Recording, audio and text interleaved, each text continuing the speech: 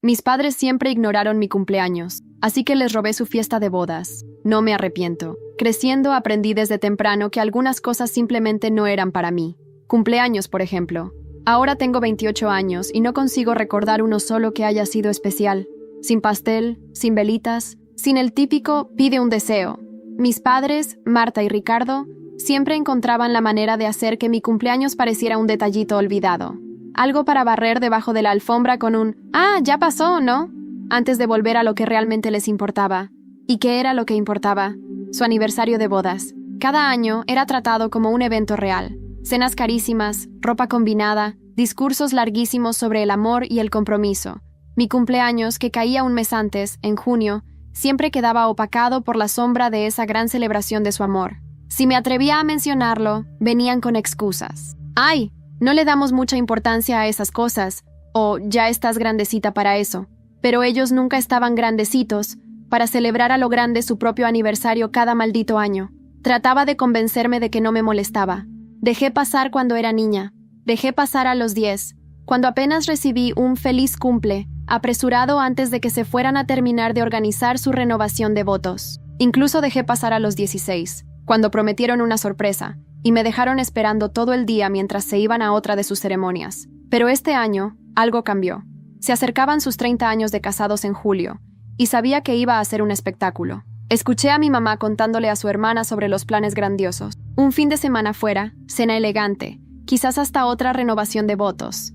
Así que, cuando pregunté, medio en broma, si iban a hacer algo por mi cumpleaños número 29, ella se rió. Se rió de verdad. «Ay, hija, tú sabes que vamos a estar hasta el cuello con los preparativos de los 30 años. Y fue ahí que decidí. Si ellos no iban a celebrarme, los iba a obligar a hacerlo. Todo empezó con una idea. Chiquita al principio. Algo un poquito mezquino, tal vez egoísta, pero algo que sentía que me merecía. Iba a secuestrar su aniversario de bodas. Reservé un salón para la fiesta el 15 de julio, la fecha exacta de su boda, vendiéndoles la idea como una sorpresa para inaugurar el fin de semana de celebraciones. Les dije que sería apenas una reunioncita antes de la verdadera fiesta, para que no sospecharan mucho. Una sorpresa, así lo llamé solo para despistar. Les encantó. Mi papá hasta me agradeció por pensar en ellos. Mandé invitaciones a los amigos más cercanos y familiares, elegantes, formales, con un toquecito de misterio. Únete a nosotros para una celebración muy especial. Mantuve el texto bien vago, para que nadie sospechara que no era solo para ellos. Y entonces empecé a planear. Imaginé cada detalle de la noche. Un video con momentos de mi vida, no de la de ellos. Un pastel con mi nombre. Discursos, claro, pero esta vez sobre mí, la hija que ellos olvidaron celebrar por casi 3 décadas. Usé mis ahorros, el dinero que junté con mis trabajos freelance de diseño gráfico, para costear todo. No iban a hacer nada a medias. Si ellos pasaron años tratando su aniversario de bodas como el día más importante del año, yo podía robarles ese escenario por una noche. Llamé a mi mejor amiga, Lila, para que me ayudara. Ella fue la única que supo toda la verdad, y no me juzgó. De hecho, fue la primera en decir, «Amiga, te lo mereces». Aún así, una parte de mí se sentía culpable. ¿Será que estaba siendo cruel? ¿Será que me estaba pasando de la raya?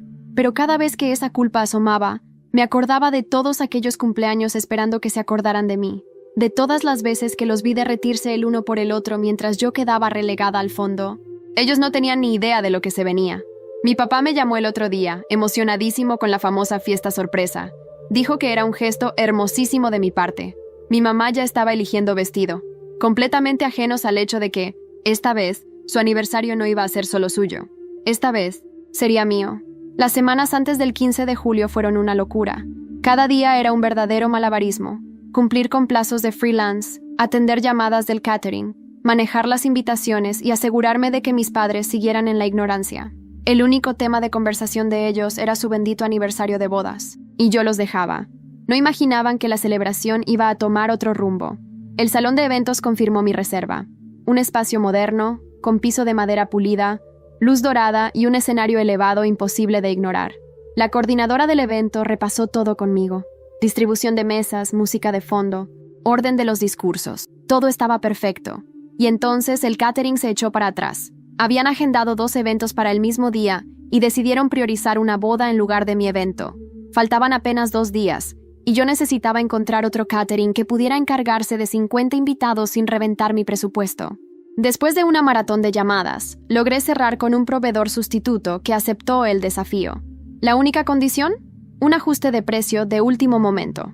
Negocié hasta conseguir algo que cupiera en mi bolsillo, aunque me doliera gastar más. Por las noches, trabajaba en el video. Nada de montaje romántico sobre la historia de mis padres. Era sobre mí, mi infancia, mis logros escolares, mi graduación, mis viajes sola, momentos aleatorios que nadie realmente supo valorar. Dolía ver todo lo que ellos se habían perdido, pero seguí firme. Me di el lujo de comprarme un vestido rojo escarlata.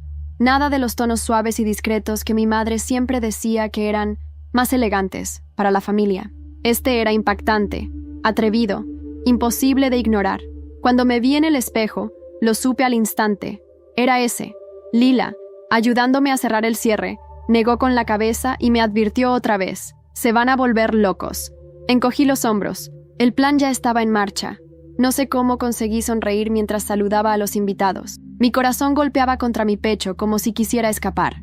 Cada nueva persona que cruzaba la puerta del salón en Madrid me parecía un posible cómplice o un posible juez. Y yo era ambas cosas a la vez. Mi padre, Ricardo, impecablemente vestido con un traje azul marino, me abrazó en cuanto me vio. «Hija, no sabes lo que significa esto para nosotros», susurró, con los ojos brillando de emoción. «Mentiroso», pensé. «No sabes ni la mitad». Mamá, Marta, con su vestido de encaje champán, se pavoneaba entre las mesas saludando a todos como si fuera una reina recibiendo a sus súbditos. Me revolvió el estómago verla tan tranquila, tan convencida de que esta noche sería sobre ellos. Otra vez. La música ambiental llenaba el espacio con melodías suaves mientras las bandejas de canapés circulaban entre los asistentes. Lila, mi cómplice y mejor amiga, se me acercó discretamente. «¿Todo listo?», murmuró, mientras ajustaba su vestido negro elegante. Asentí. El vídeo estaba programado, el micrófono preparado, las luces dispuestas para enfocarme en el momento justo. Todo lo que podía hacer ahora era esperar. Pasaron unos minutos eternos hasta que el maestro de ceremonias, un amigo de mis padres, por supuesto, pidió atención para iniciar la sorpresa. Las luces se atenuaron. El proyector encendió su resplandor azul pálido en la pared principal. El silencio cayó sobre la sala como un manto pesado. Entonces, empezó. No había música de fondo cursi ni imágenes de mi madre lanzando el ramo de novia, ni de mi padre llorando en el altar. No. La primera imagen fue yo, con 5 años, sentada sola en un banco del parque, mirando un pastel pequeño comprado a última hora. «Feliz cumpleaños, cariño. Perdona que sea tan rápido», se escuchaba la voz lejana de mi madre en la grabación. Un murmullo incómodo recorrió la sala. Mis padres se removieron en sus asientos. El vídeo siguió. Implacable. Cumpleaños olvidados, promesas rotas, momentos de soledad. Cada imagen era una herida expuesta, una acusación silenciosa. Algunos invitados empezaron a mirarse entre sí, murmurando. Otros miraban a mis padres, buscando una reacción. Vi cómo Marta intentaba levantarse, pero Lila, astuta, ya había hablado con el personal del salón. Nadie interrumpiría hasta que terminara. Mi padre se inclinó hacia ella, nervioso. «¿Qué es esto, Marta?», susurró, como si de alguna forma ella tuviera la culpa. Cuando el vídeo terminó, el silencio era absoluto. Se podía escuchar la respiración pesada de todos en el salón. Me acerqué al micrófono con pasos firmes, sintiendo que cada mirada me atravesaba la piel. «Buenas noches», dije, mi voz resonando limpia y firme. «Esta noche, pensabais que celebraríamos el amor eterno de Marta y Ricardo, y lo vamos a hacer, pero también vamos a hablar de las cosas que dejamos atrás en nombre del amor propio». Me detuve para mirar directamente a mis padres. Mamá intentaba mantener su sonrisa social, pero ya empezaba a resquebrajarse. Papá miraba el suelo.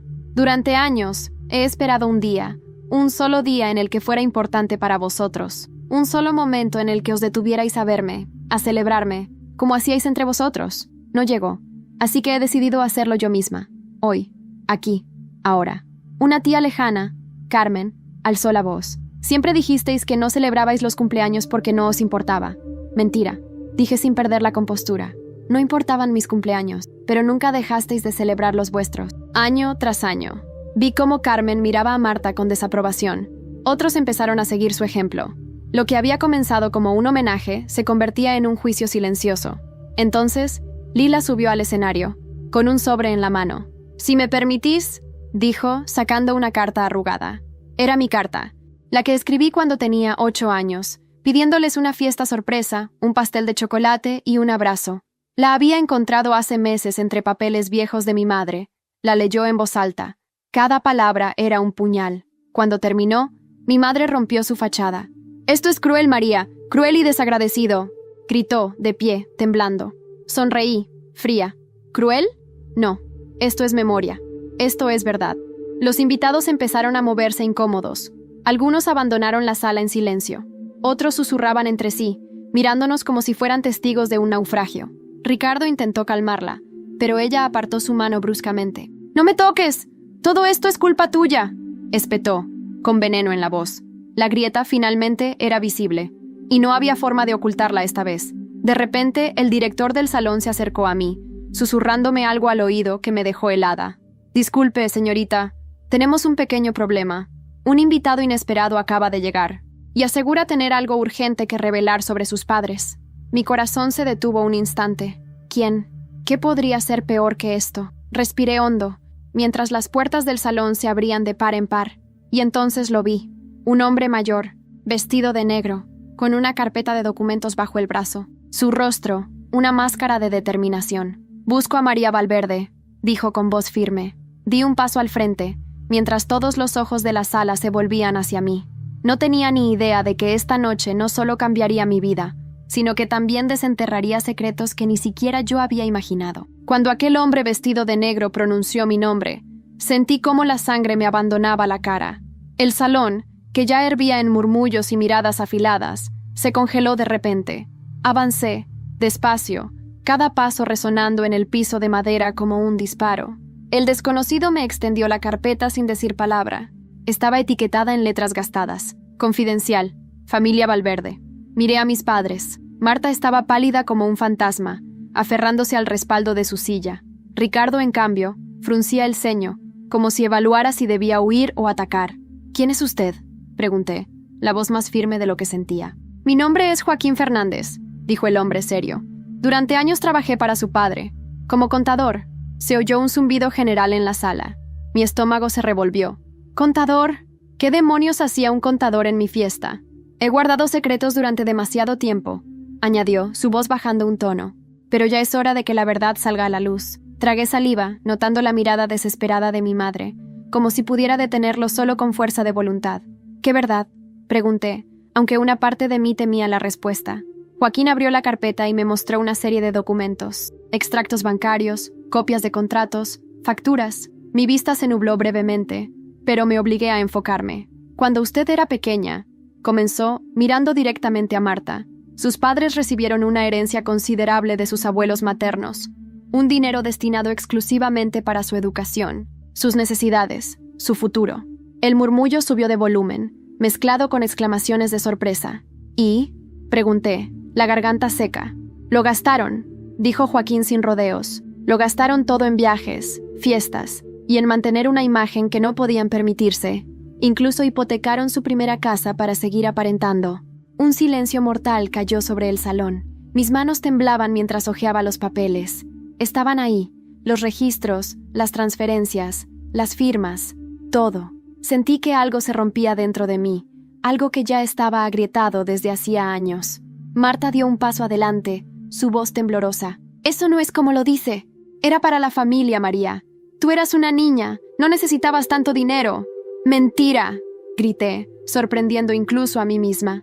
«Todo era para mantener vuestras malditas apariencias, vuestros amigos, vuestras fiestas, vuestras cenas ridículas». Los invitados, antes educadamente callados, empezaron a hablar abiertamente. Carmen, mi tía, sacudía la cabeza con asco. «¿Así que esa era la gran familia perfecta?», susurró alguien cerca. Ricardo intentó acercarse a mí, pero retrocedí un paso, como si su sola presencia me contaminara. «María», dijo, en tono paternalista, ese mismo tono condescendiente que siempre había usado. «No puedes entenderlo ahora. Lo hicimos todo por ti». «¿Por mí?», casi me reí. «¿Dejarme sin futuro para pagar cruceros y coches nuevos fue por mí? ¿Olvidar cada cumpleaños fue por mí?». Las lágrimas amenazaban con caer, pero no iba a permitirlo. No enfrente de ellos, no enfrente de todos. El director del salón, nervioso, se acercó. «¿Desea usted continuar el evento, señorita Valverde?», preguntó en voz baja. Miré alrededor. La fiesta estaba muerta. La fachada estaba destruida. No había nada más que sostuviera esta noche. Sí, dije, pero esta vez, de verdad va a ser mi noche. Volví al escenario, mientras Joaquín se apartaba. Su deber cumplido. Tomé el micrófono. Sentí su peso familiar en la mano. No estoy aquí para destruirlos, dije mirando a mis padres. Ya lo hicieron ustedes solos. Estoy aquí para recordarme a mí misma, y a todos vosotros, que nadie merece ser olvidado, que no importa cuántos regalos o palabras vacías intenten reemplazar el amor y la atención real, las heridas quedan. Algunos comenzaron a aplaudir, primero tímidamente, luego con más fuerza. Lila me sonrió desde el fondo de la sala, con los ojos brillando de orgullo. En ese momento, supe que no estaba sola, que nunca más iba a estarlo. Pero entonces, mientras me giraba para dejar el escenario, vi a Marta desplomarse en su silla, pálida como la cera. Un grito cortó el aire. ¡Mamá! Corrí hacia ella, olvidando todo, olvidando el rencor. Su cuerpo temblaba. Ricardo gritaba su nombre. Alguien pedía una ambulancia a gritos. El salón entero se convirtió en un caos, y mientras sujetaba su mano fría, me di cuenta de que, aunque había ganado una batalla, la guerra emocional apenas comenzaba. Mi madre no solo cargaba con la culpa, también parecía estar al borde de perderlo todo, incluso su vida. El sonido de las sirenas retumbaba en mis oídos como si fueran truenos. Todo era un borrón de voces, pasos apresurados y rostros confusos, mientras los paramédicos empujaban la camilla hacia afuera del salón. Sujeté la mano de Marta hasta el último segundo, hasta que me obligaron a soltarla para subirla a la ambulancia.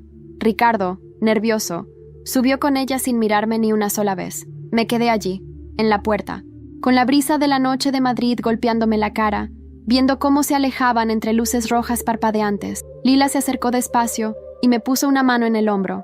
¿Estás bien?, preguntó, con esa voz suave que solo usan los que de verdad te conocen. No supe qué responder. ¿Estaba bien? Había soñado con este día durante años. Había planificado cada detalle, y ahora solo sentía un enorme vacío. No sé, susurré.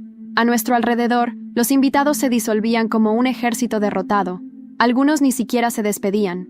Otros me lanzaban miradas extrañas, mezcla de lástima y respeto. Vi a Carmen, mi tía, acercarse a mí con paso decidido.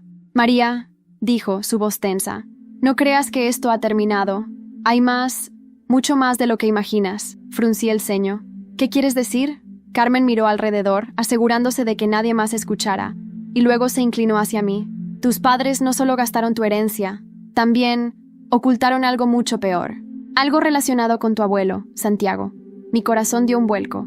No recordaba mucho de mi abuelo. Había muerto cuando yo era pequeña, y mis padres apenas hablaban de él. ¿Qué cosa?, exigí. No aquí, dijo Carmen apretándome el brazo. Ven mañana a mi casa. Tengo algo que enseñarte. Antes de que pudiera preguntar más, se dio la vuelta y desapareció en la noche, dejándome con el corazón latiendo desbocado. Lila me miró con los ojos abiertos como platos. ¿Qué crees que sabe? Negué con la cabeza, sintiéndome de repente más cansada de lo que había estado en mi vida. No lo sé, pero lo voy a averiguar.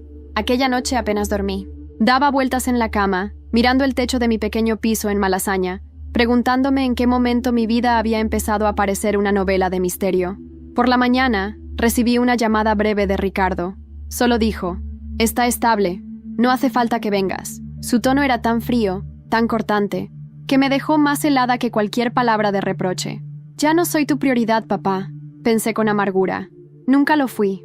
Tomé un café rápido, me puse unos vaqueros, una chaqueta, y me dirigí hacia el barrio de Chamberí, donde Carmen vivía en un edificio antiguo lleno de historia. Cuando abrí la puerta, ella ya estaba esperándome, nerviosa. «Pasa», dijo, sin ceremonia. El salón estaba lleno de fotos antiguas, muebles de madera oscura, y un olor a café recién hecho que me reconfortó un poco. Nos sentamos frente a frente, y Carmen puso sobre la mesa un sobre marrón gastado. «Esto me lo dio tu abuelo antes de morir», dijo en voz baja. «Me hizo prometer que te lo daría si alguna vez sentía que tus padres no eran dignos de tu confianza». Tragué saliva mientras abría el sobre con dedos temblorosos. Dentro había cartas, muchas cartas, escritas con la letra temblorosa de mi abuelo. En ellas contaba una historia completamente distinta de la que yo había conocido toda mi vida. Resulta que mi abuelo había dejado propiedades en Galicia, inversiones, acciones en varias empresas emergentes, un verdadero patrimonio. Y mis padres, mis perfectos padres, lo habían ocultado todo. Habían falsificado papeles tras su muerte para reclamarlos solo para ellos, apartándome de cualquier derecho. Me quedé en silencio, leyendo y releyendo aquellas cartas, sintiendo como si me arrancaran algo del pecho. ¿Por qué nadie me dijo nada? Susurré. Porque era más fácil controlarte si creías que no tenías nada, dijo Carmen, con los ojos brillando de furia. Pero ahora ya no pueden esconderlo más. La rabia, fría y densa, empezó a crecer dentro de mí. No solo me habían robado mi infancia, me habían robado mi futuro. Carmen me tocó la mano. Podemos pelearlo, María. Podemos llevarlo a los tribunales. Todo esto es tuyo por derecho. Asentí, sintiendo por primera vez en mucho tiempo que tenía algo sólido en que apoyarme. Lo haré, dije, mi voz más firme que nunca. Les quitaré todo lo que me quitaron, no solo su reputación, también su poder. Carmen sonrió, satisfecha. Entonces prepárate, niña, porque esto solo acaba de empezar. Y mientras guardaba las cartas en mi bolso, decidida a no dejarme aplastar nunca más. El móvil vibró en mi bolsillo. Un número desconocido. Contesté. Una voz fría y femenina habló al otro lado. Sé lo que estás haciendo, María Valverde, y te prometo que te vas a arrepentir. La llamada se cortó antes de que pudiera responder. Me quedé allí, con el teléfono en la mano, el corazón latiendo furioso. ¿Quién demonios era esa mujer? Y más importante aún, ¿qué sabía de mí que yo todavía no sabía? Me quedé allí, paralizada, mirando el móvil como si pudiera sacar respuestas de aquella pantalla apagada. La voz de esa mujer me había helado la sangre. No era solo una amenaza, era una promesa, y sonaba como alguien que me conocía muy bien. Lila estaba sentada frente a mí, su taza de café olvidada entre las manos. ¿Quién era?, preguntó, frunciendo el ceño. No lo sé, murmuré, pero no parece alguien dispuesto a quedarse callado. Ella se inclinó hacia adelante, apoyando los codos en la mesa. María, puede que esto sea más grande de lo que pensábamos. Carmen, que había permanecido callada hasta entonces, soltó un suspiro pesado. No es puede, niña. Es. Tus padres han hecho muchos enemigos en silencio. Se han pasado la vida aparentando, moviendo hilos, pisando a quien fuera necesario para mantenerse arriba. No debería sorprenderte si algunos de esos fantasmas empiezan a salir ahora. Me froté las sienes, sintiendo que una jaqueca comenzaba a latir en mi cabeza. No era solo el dolor de la traición, era el cansancio de años acumulados, de ser invisible, de ser usada. ¿Qué hago ahora?, pregunté, más para mí misma que para ellas. Lila fue quien respondió. Ahora luchas, como siempre debiste hacerlo. Decidí ir a ver a Marta al hospital esa misma tarde, no porque sintiera pena, no porque quisiera reconciliarme, sino porque necesitaba verla a la cara. Necesitaba confirmar que ya no me dominaba. El Hospital Clínico San Carlos estaba lleno de ese olor agrio y metálico que tanto odiaba.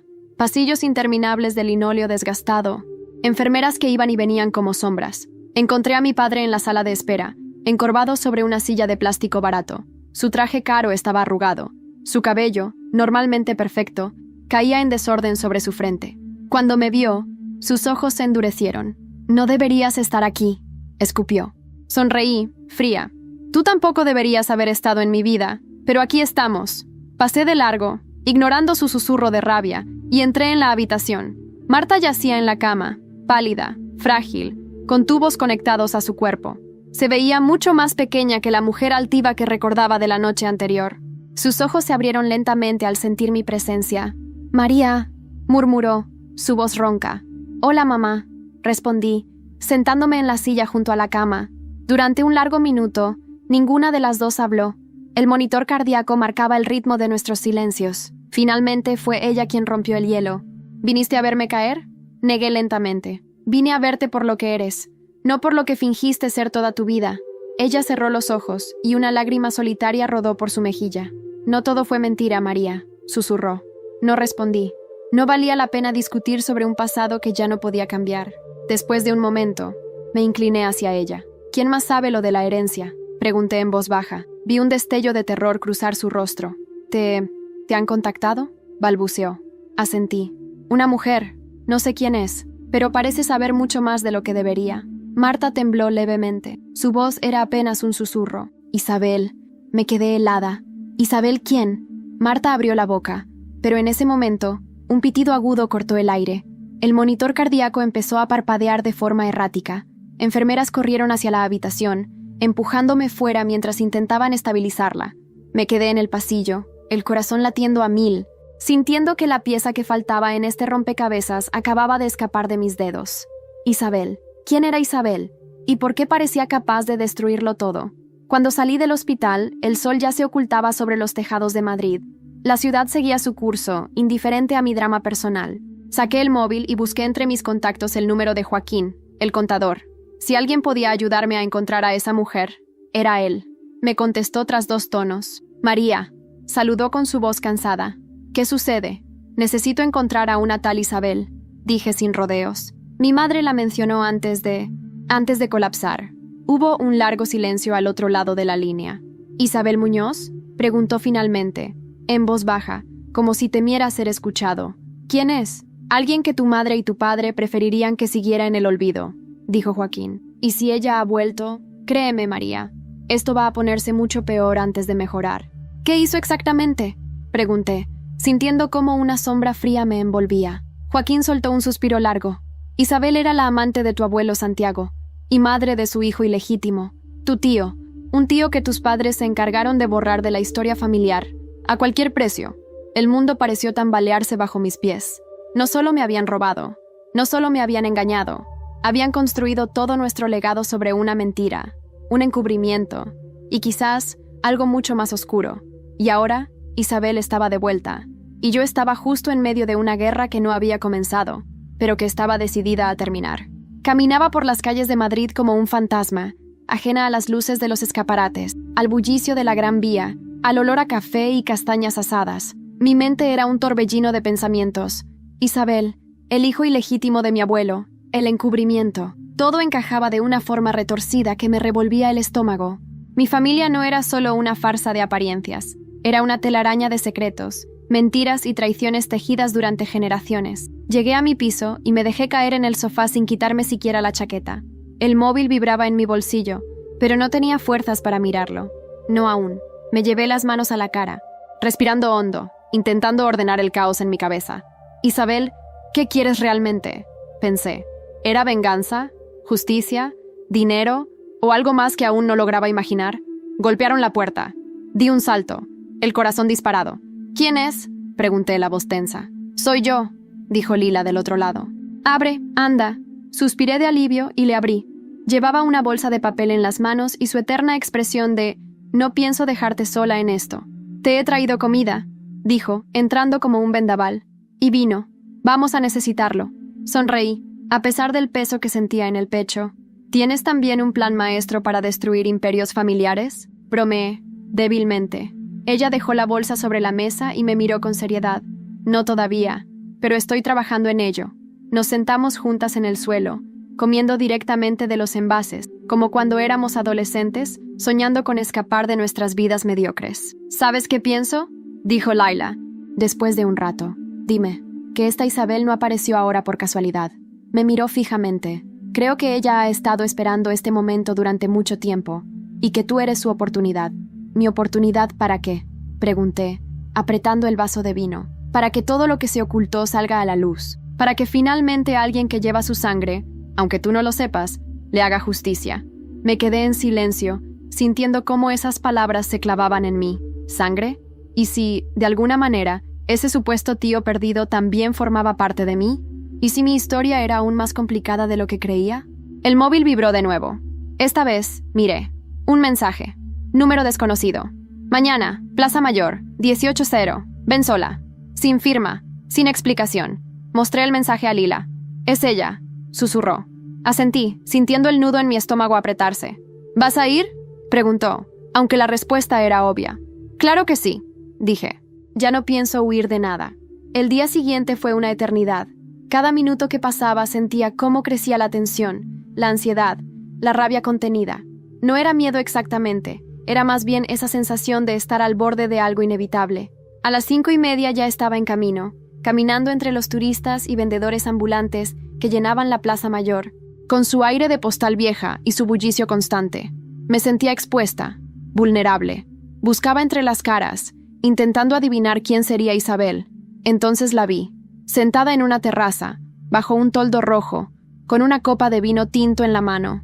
Era una mujer de unos 60 años, pelo corto y blanco como la nieve, labios rojos como una herida fresca, Llevaba un abrigo negro elegante y fumaba con movimientos lentos, casi hipnóticos. Cuando nuestros ojos se encontraron, sonrió. Una sonrisa triste, una sonrisa peligrosa. Me acerqué despacio, sintiendo que cada paso me alejaba más de la vida que había conocido. «¿Yanan, Isabel?», pregunté, mi voz casi perdida en el murmullo de la plaza. «Hola, María», dijo ella, su acento madrileño arrastrando las sílabas como caricias envenenadas. «Siéntate, por favor.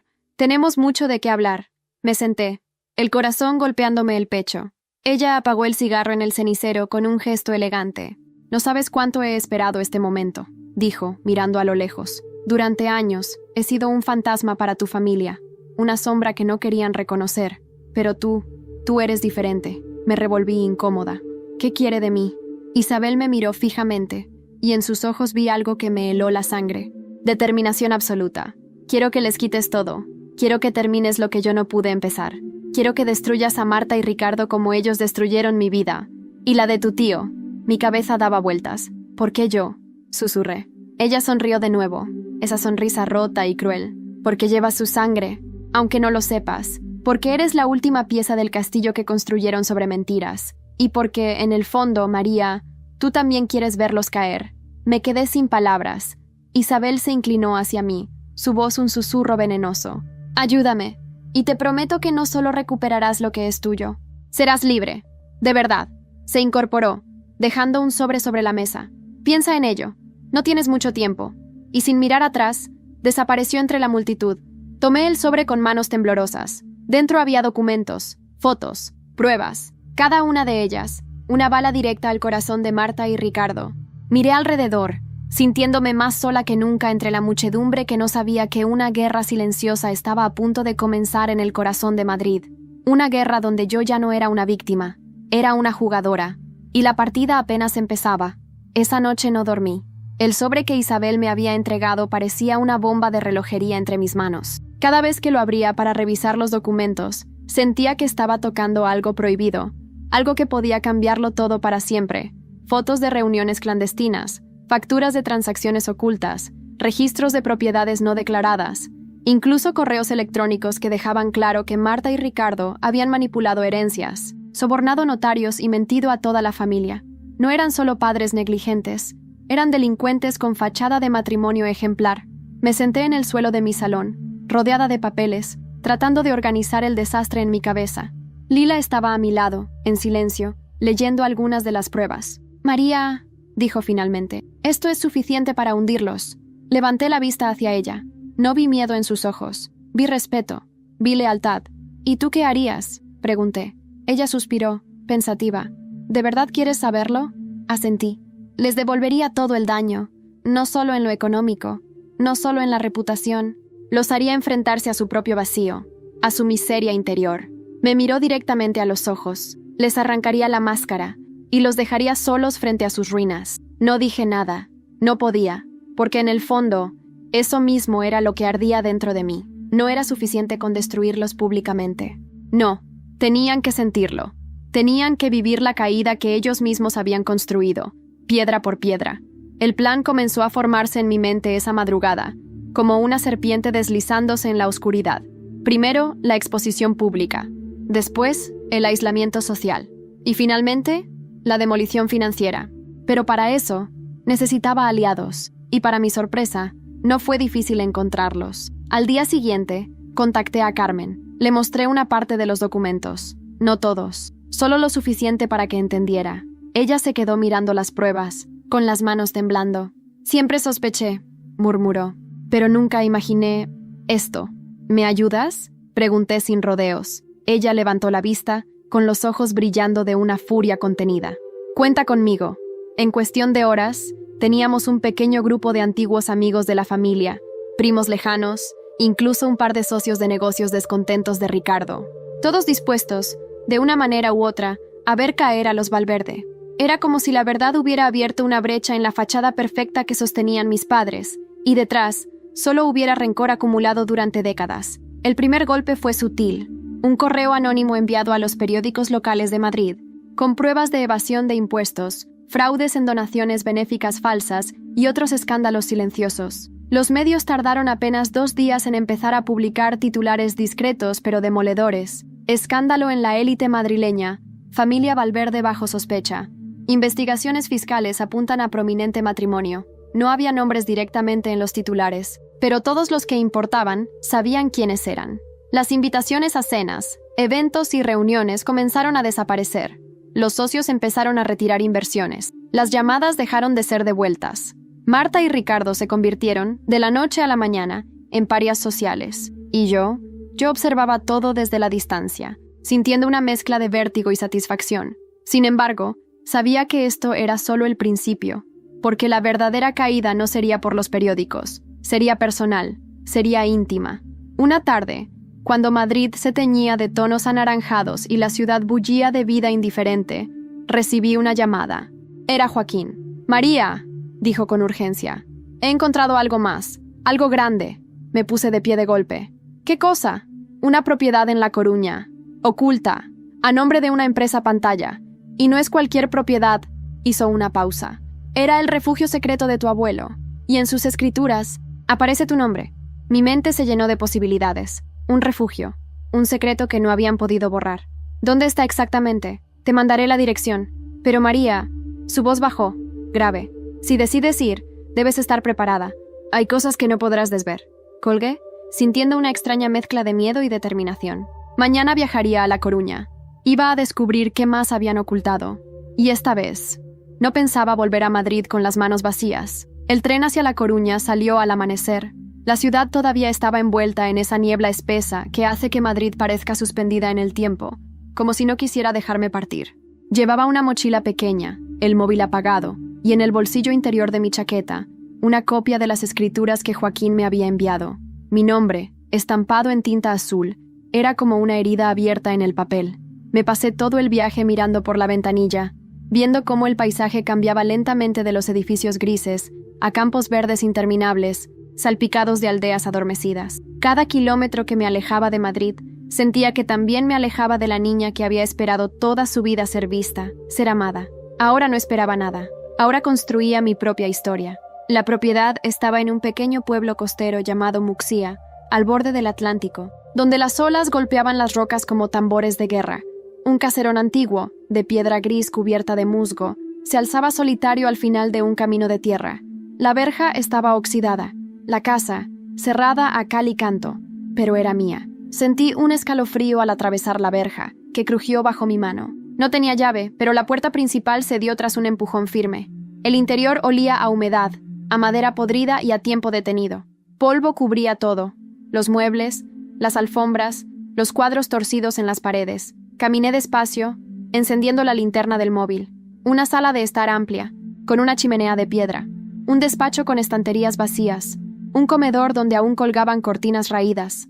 Cada rincón parecía susurrarme historias olvidadas. Subí las escaleras que crujían bajo mi peso, el corazón golpeándome en los oídos. En el piso de arriba encontré un dormitorio cerrado con llave. Forcé la cerradura con una vieja navaja que encontré en la cocina. La puerta se abrió con un quejido desgarrador. Dentro, el aire era más frío, como si nadie hubiera entrado en años. Y allí, en el centro de la habitación, sobre una cómoda polvorienta, había una caja de madera tallada. Me acerqué, sintiendo que el tiempo se ralentizaba. La abrí. Dentro, cuidadosamente envueltos en tela de lino, había documentos, fotografías y algo más. Cartas escritas a mano. La primera que leí estaba dirigida a mi verdadero hijo. Mi respiración se detuvo. Era la confesión de mi abuelo Santiago. En esas páginas, relataba cómo había tenido un hijo fuera del matrimonio, con Isabel, y cómo había sido obligado por su familia a renunciar a él para proteger su reputación. Contaba cómo, años después, intentó recuperar el contacto, pero Marta y Ricardo, ya adultos, hicieron todo lo posible para evitarlo. Sobornaron abogados, manipularon testamentos, amenazaron a Isabel. Incluso, insinuaba, provocaron un accidente que dejó a mi supuesto tío en coma durante años. Me llevé una mano a la boca para ahogar un grito. ¿Hasta dónde habían llegado? ¿De qué eran capaces mis propios padres? Las cartas terminaban con una súplica, que si algún día alguien encontraba esas pruebas, buscara la verdad, que no dejara que el apellido Valverde siguiera siendo un escudo para monstruos. Cerré la caja con manos temblorosas. Sabía lo que tenía que hacer, sabía que ya no era cuestión de venganza personal, era justicia. Justicia para alguien que ni siquiera había tenido oportunidad de luchar por sí mismo. Cuando salí de la casa, el sol ya caía sobre el Atlántico, tiñendo el cielo de rojo sangre. En el camino de vuelta al pueblo, mientras el viento helado golpeaba mi rostro, mi móvil vibró. Era un mensaje de Joaquín. Tu padre ha sido citado a declarar. Las noticias se están filtrando más rápido de lo previsto. Marta sigue hospitalizada. Ricardo está desesperado. Y... María, alguien más está preguntando por ti. Fruncí el ceño. ¿Quién? Tecleé de inmediato. La respuesta llegó casi instantáneamente. Tu tío acaba de despertar del coma. Me detuve en seco, el viento cortándome la respiración. Mi supuesto tío. El hijo olvidado. El eslabón perdido en esta cadena de secretos. Y ahora, quería encontrarme. Volví a Madrid esa misma noche, con el corazón latiendo desbocado en el pecho y la mente nublada por preguntas que no me dejaban en paz. No podía creerlo. Durante años, había creído que mi historia se limitaba a un cumpleaños olvidado, a una indiferencia silenciosa. Y ahora estaba atrapada en una red de secretos familiares que incluía herencias robadas, traiciones y un tío al que ni siquiera sabía ponerle cara. Al llegar a mi piso, no encendí las luces. Me dejé caer en el sofá, con la caja de madera apoyada en mis rodillas, como si fuese el corazón palpitante de otra vida que ahora me pertenecía. Lila llegó poco después, sin necesidad de que la llamara, como si pudiera sentir a distancia la tormenta que se había desatado dentro de mí. ¿Tienes noticias?, preguntó, dejando su bolso en el suelo. Asentí lentamente. Despertó. Ella se quedó en silencio, asimilándolo. ¿Y qué vas a hacer?, preguntó, con esa mezcla de miedo y admiración que cada vez era más frecuente en su voz. Respiré hondo. Voy a conocerlo. Tengo que hacerlo. La mañana siguiente amaneció gris, lluviosa, como si Madrid llorara por mí. Me dirigí al Hospital de la Princesa, donde, según Joaquín, mi tío, Julián Muñoz, había sido trasladado tras salir del coma. Cada paso por esos pasillos blancos, impersonales, me pesaba como una condena. La habitación era pequeña, austera. Dentro, una enfermera cambiaba una bolsa de suero. Y en la cama, un hombre delgado, de rostro pálido y envejecido, miraba por la ventana con una expresión perdida. Cuando entré, giró la cabeza lentamente. Sus ojos, grises como un mar de invierno, se clavaron en los míos. Durante unos segundos, nos miramos en silencio. Y aunque nunca lo había visto antes, algo dentro de mí, algo primitivo, algo visceral, reconoció su dolor. ¿María?, preguntó, su voz apenas un susurro. Sentí las lágrimas picarme los ojos, pero parpadeé para ahuyentarlas. Sí, dije acercándome a su lado. Soy yo. Una sonrisa débil curvó sus labios. ¿Te pareces a él?, murmuró. No necesité preguntar a quién se refería. A Santiago, a nuestro abuelo. Me senté en la silla junto a su cama, y por primera vez en mucho tiempo, no me sentí sola. Éramos dos piezas rotas del mismo rompecabezas. ¿Qué recuerdas?, pregunté en voz baja. Julián cerró los ojos un momento, como si buscara dentro de sí mismo. Recuerdo el accidente. Su voz temblaba. Recuerdo a Ricardo, a Marta, las discusiones, las amenazas. Mi cuerpo se tensó. ¿Accidente?, repetí. Él asintió lentamente. No fue un accidente. Sus ojos se llenaron de lágrimas. Fue un aviso, para que desapareciera, para que no reclamara lo que era mío, lo que tú también has perdido. Me cubrí la boca con la mano, luchando contra el vómito de rabia y asco que me subía por la garganta. Ellos, susurré.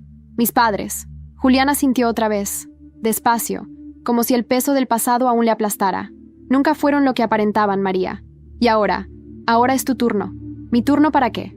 Sus ojos grises, llenos de dolor, se fijaron en los míos, para terminar lo que yo no pude. Salí del hospital tambaleándome, como si el suelo bajo mis pies se hubiera vuelto líquido. El aire frío golpeaba mi rostro, pero apenas lo sentía. Todo se había reducido a una verdad brutal. Marta y Ricardo habían intentado destruir a su propio hermano para proteger sus mentiras, y ahora la sangre de sus actos les reclamaba. Esa tarde, reuní a Carmen, a Joaquín y a Lila en mi piso. Extendí los documentos, las cartas, las fotos sobre la mesa del comedor. Vamos a acabar con ellos, dije, sin un atisbo de duda en mi voz. Lila me miró, los ojos brillantes. ¿Qué necesitas? Todo, respondí. Necesito todo.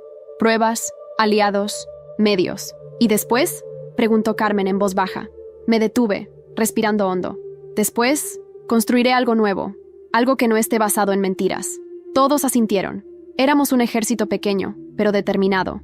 La primera fase fue sencilla. Entregar parte de las pruebas al abogado que Joaquín conocía, un experto en fraudes familiares. La segunda, mucho más delicada, filtrar información a un periodista de investigación de El Mundo, un tipo al que Carmen conocía de su época en política. Y la tercera, la más arriesgada de todas, una reunión cara a cara con Ricardo. Una reunión donde, por primera vez, no sería la hija obediente, sería su juez y su sentencia.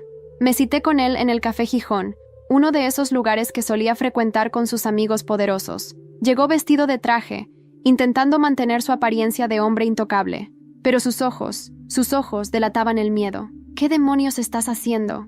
¿María? Escupió en cuanto se sentó. Sonreí, sin rastro de dulzura. Lo que vosotros siempre temisteis. Puse sobre la mesa una carpeta gruesa, llena de documentos. Ricardo la miró, pálido. ¿Qué quieres?, murmuró, derrotado.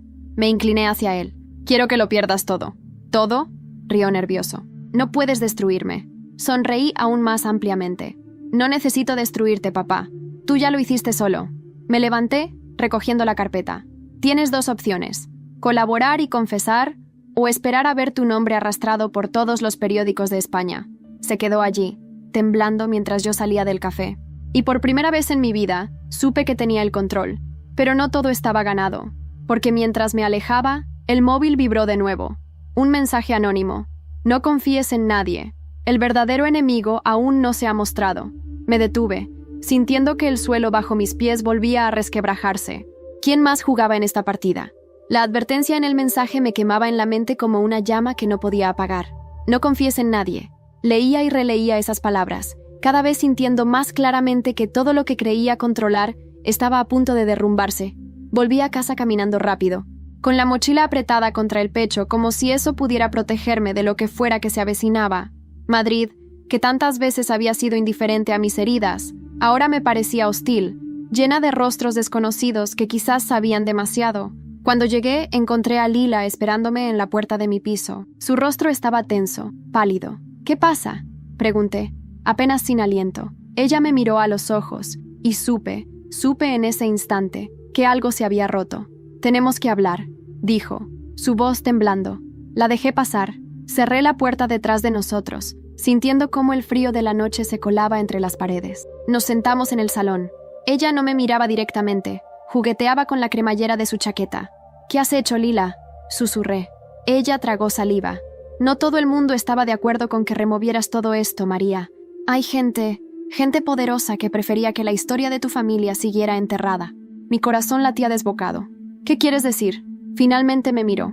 Sus ojos estaban llenos de culpa.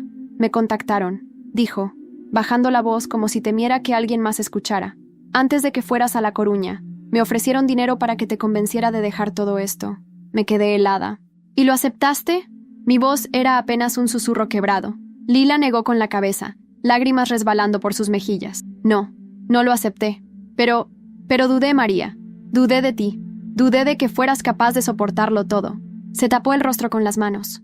Y ahora tienen algo que podría destruirte antes de que tú consigas destruirlos a ellos. Me levanté, sintiendo que la furia me subía como una marea incontrolable.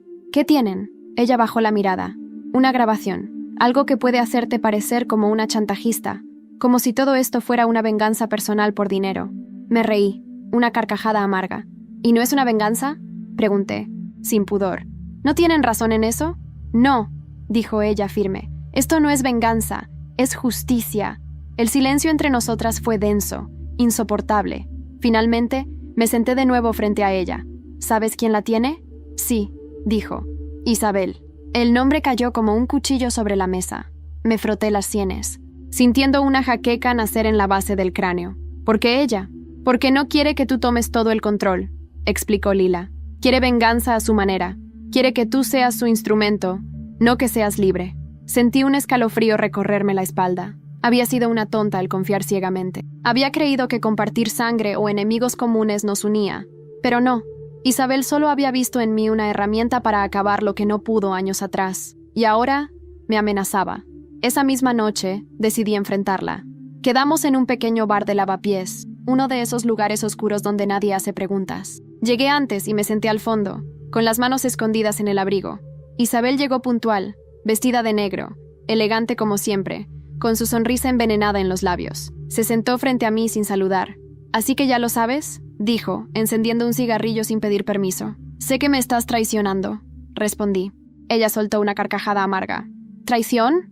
No, niña. Esto es supervivencia». Me incliné hacia ella, mis ojos fijos en los suyos. «No voy a ser tu marioneta». Isabel sopló una bocanada de humo hacia un lado. «¿Y qué vas a hacer, María? ¿Desenmascararme? ¿Contarlo todo?» Sonrió. «¿Quién crees que te va a creer ahora?» Con esa grabación en circulación, mi estómago se encogió, pero no dejé que lo notara. «La verdad no necesita permiso», dije en voz baja, «y tampoco necesita testigos perfectos». Ella se recostó en su silla, divertida. «Veremos». Se levantó, dejando un sobre la mesa. «Este es mi precio», susurró.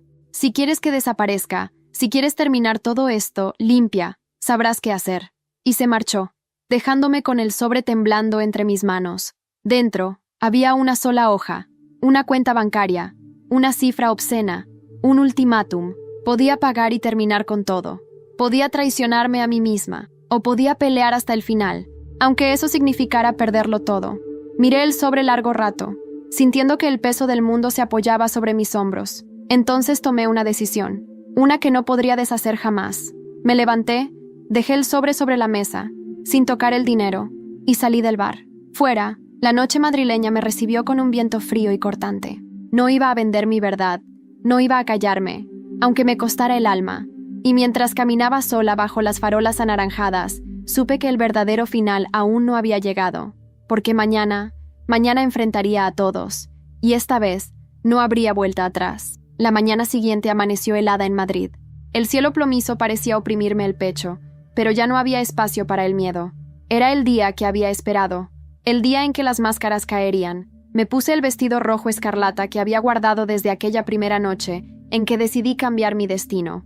Era el mismo vestido, pero yo ya no era la misma mujer. Cogí las pruebas, las cartas de mi abuelo, las grabaciones reales, los documentos de las propiedades ocultas, y me dirigí hacia el despacho del abogado que habíamos contratado. Allí estaban esperándome. Joaquín, serio como siempre. Carmen, nerviosa pero decidida. Y Lila con el rostro demacrado, pero una chispa de orgullo en los ojos. «¿Estás lista?», preguntó Joaquín. Asentí. Más que nunca. En cuestión de horas, todo se puso en marcha. El abogado presentó las denuncias formales. Los documentos salieron a la luz pública gracias al periodista de El Mundo, quien no tuvo reparos en destapar todo el entramado de corrupción, fraude y encubrimientos. Las redes sociales ardieron. Las noticias ocuparon las portadas. El imperio Valverde, mentiras, robos y secretos de familia. Las llamadas a Ricardo dejaron de llegar. Los antiguos amigos se esfumaron. Los socios retiraron sus inversiones. Todo lo que habían construido se desmoronó en días. Ricardo fue arrestado bajo cargos de fraude fiscal, apropiación indebida y falsificación de documentos. Las imágenes de su detención en su lujoso chalet de La Moraleja recorrieron toda España. Marta, aún en el hospital, cayó en una depresión severa. Los médicos hablaron de colapso emocional irreversible. Ya no era la mujer altiva que había ignorado a su propia hija. Era apenas una sombra de sí misma, perdida en sus propios fantasmas. El apellido Valverde se convirtió en sinónimo de vergüenza. Y yo no me detuve. Negocié con los abogados para recuperar legalmente lo que me pertenecía. Las propiedades, las inversiones, los activos escondidos. El caserón en Muxía fue restaurado con parte de esos fondos, convertido en un refugio artístico para jóvenes diseñadores como yo. Un lugar donde crear sin miedo, sin mentiras. Julián, mi tío, se mudó allí tras salir del hospital. Aunque su cuerpo estaba dañado, su espíritu no. Pasábamos tardes enteras hablando de mi abuelo, de todo lo que nos habían robado y de todo lo que íbamos a reconstruir. Carmen, por su parte, retomó su lugar en la familia como una matriarca firme pero justa, ayudándome a reordenar los fragmentos de lo que una vez fue nuestro. Joaquín, fiel hasta el final, se encargó de vigilar todos los procesos legales, asegurándose de que ningún cabo suelto pudiera dañarme. ¿Y Lila? Con Lila fue más difícil. Aunque la perdoné, algo se rompió entre nosotras que nunca terminó de sanar del todo. Seguimos siendo amigas, pero desde una distancia dolorosa. A veces, la miro y me pregunto qué habría pasado si hubiera elegido el dinero. Pero sé que, en el fondo, fue su traición la que me obligó a confiar solo en mí misma. Y por eso, también le estoy agradecida. Y yo me reconstruí. Con dolor, con lágrimas, con rabia, pero también con fuerza. con dignidad, con una verdad que ya nadie podía arrebatarme. Cumplí 30 años en la terraza de mi propio edificio en Malasaña, rodeada de nuevos amigos, de artistas, de gente real. Hubo pastel, hubo velas, y hubo un deseo simple, pero poderoso, nunca más olvidarme de quién soy. A veces, cuando camino por las calles de Madrid y veo una familia sonriendo en un restaurante, me pregunto si ellos también tienen secretos enterrados, porque ahora sé que todas las historias, incluso las más perfectas, esconden grietas, y sé que el verdadero poder no es tener dinero, ni apellidos ilustres, ni fiestas lujosas. El verdadero poder es ser capaz de mirarte al espejo, con todas tus cicatrices, y no sentir vergüenza. Es poder decir, sobreviví, y soy libre. Así terminó la historia de los Valverde, así empezó la mía.